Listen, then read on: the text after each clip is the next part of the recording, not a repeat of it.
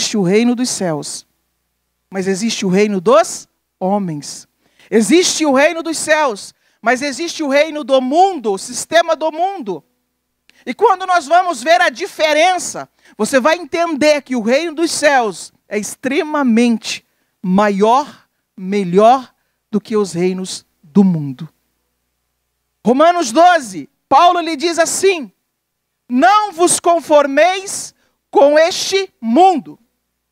Não se conforme com o mundo que os homens formou para si. Queridos, se vocês olharem na Bíblia, a gente sempre repete isso para que as pessoas entendam a escolha que nós temos que fazer. Você vai ver Deus num plano bom, num plano eterno, e você vai ver os seres humanos com as suas escolhas, e na representação da Torre de Babel, ali começa o mundo que os homens planejaram para si. Criar algo separado de Deus, pelo seu próprio entendimento. Agora, aquilo que os homens planejou para si, se desenvolveu ao longo das eras e da história. Mas Jesus, ele veio exatamente para derrubar o sistema dos homens e para trazer para a terra o sistema e o reino dos céus. Era por isso que Jesus, ele contendia muito com os fariseus. Ele contendia muito com os escribas. Era por isso que Jesus não era bem recebido no sistema de governo daquele tempo. Jesus, ele se tornou uma ameaça para Herodes, porque Jesus era chamado de rei.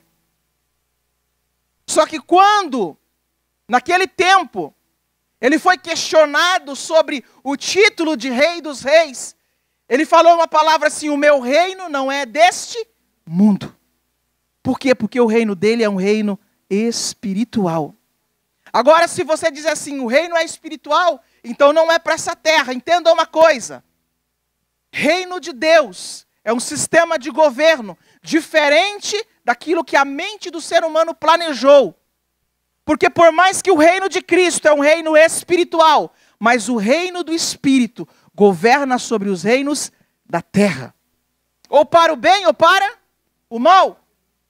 Então, se o mundo está da forma como está, é porque homens que tiveram entendimento espiritual, porém não têm o coração unido ao Espírito de Deus, começaram a tomar governo.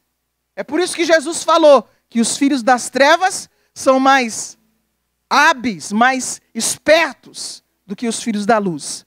Essa foi a palavra que Jesus liberou naquele tempo. Mas nós profetizamos que Deus está levantando filhos que têm a mente de Cristo.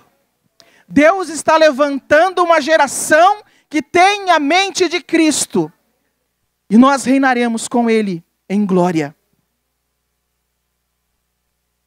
Mas na apresentação de Paulo e na proposta de Paulo, ele disse assim: não vos conformeis com este mundo, mas transformai-vos pela renovação da vossa... Para quê?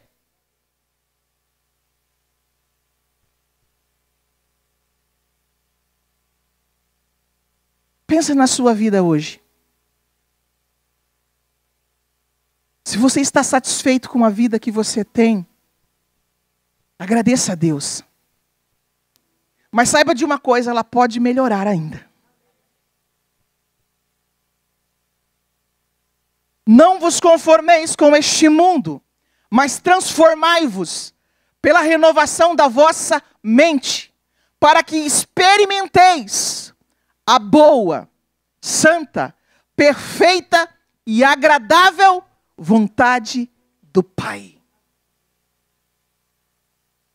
Sempre lembre disso.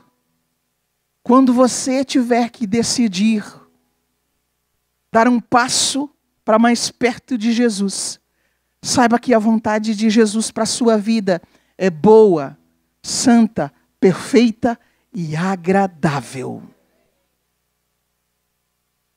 Se a vida e se o evangelho que te apresentaram não é bom, não é perfeito, não é agradável, não é santo.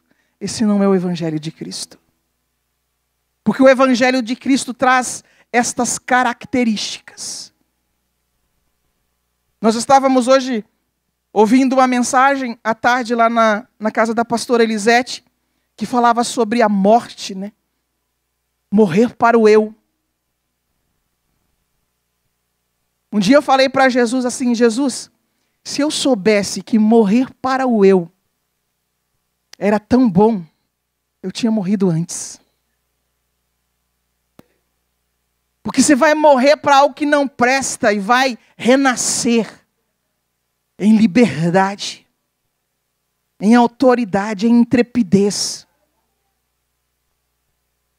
A nossa verdadeira natureza, queridos, por mais que nós estamos vivendo uma temporada tentando lidar com as coisas da carne, tentando lidar com a natureza. Você já parou para pensar que o ser humano tem uma dificuldade tremenda para lidar com a natureza humana? Por que será? Porque não é o seu original. O seu original é a natureza espiritual, é a natureza divina. E o dia que você entrar nesse ambiente, e eu creio que tem muitos aqui que estão entrando nesse ambiente, outros que já entraram nesse ambiente, você vai pensar igual eu, dizer assim, poxa, por que eu não me matei antes? Porque o fato de matar, de morrer, é algo que nós precisamos decidir. Nós precisamos decidir. Deus nunca vai obrigar. Mas assim como nos dias de Noé,